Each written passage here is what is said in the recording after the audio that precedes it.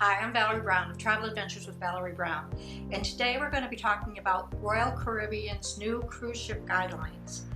And just keep in mind that things are changing every day in the cruise industry, and maybe they'll change these things. I think actually there's going to be a lot of changes, but it's going to take 3 to 6 months before it starts happening, where it's a lot of different changes, better changes.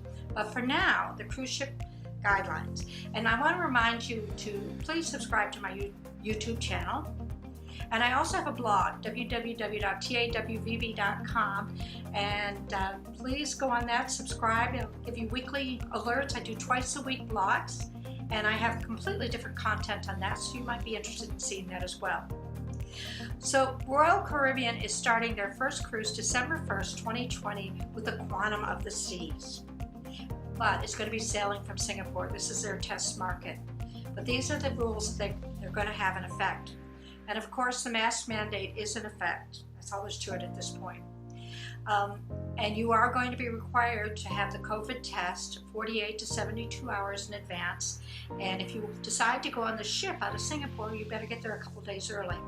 Now, Royal Caribbean is paying for the COVID-19 test when you're there. They will pay for it as part of your fare through January 31st, 2020. But it's something to keep in mind. You may want to go a couple days ahead of time so you can get that taken care of. They'll direct you to which clinic to go to in Singapore. They are only going to be operating at 50% capacity, but if you have 2 people minimum in every room, you're looking at 4,900 passengers on board. So 50% is still over 2,400. That's a lot of people on a cruise ship.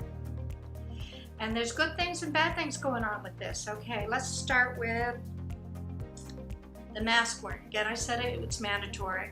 They will not allow bandanas, and they won't allow those neck gate things that you wear full up. Those are not allowed. And you can wear a shield if you want, but you still have to wear a mask under it. All right, so there is a mask in all areas. The only time outside you don't have to wear a mask is when you're in the pool, not around the pool, in the water.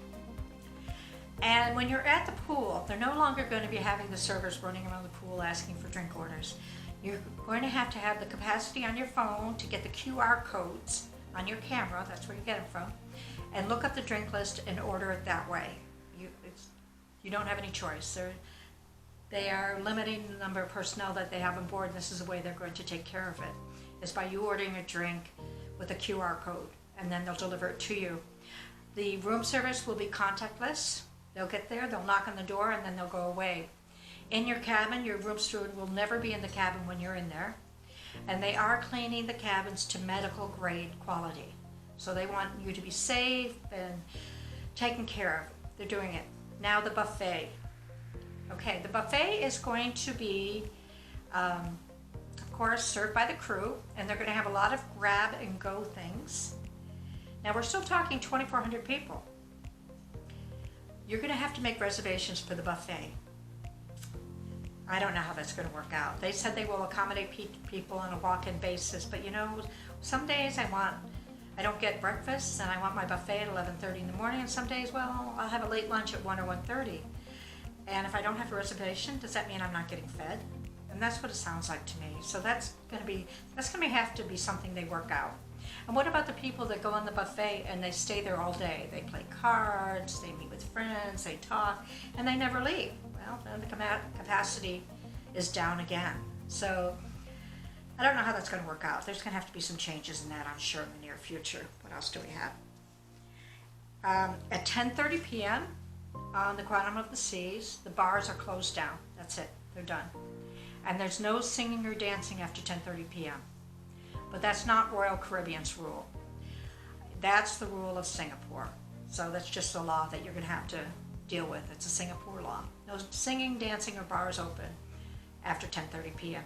Now, what are they going to do on the ships in the Caribbean? What kind of entertainment? I don't know yet. I'm assuming they'll probably have a piano player and singer in there, but they're not having the big productions for a while. I've heard they may not even start back as early as May.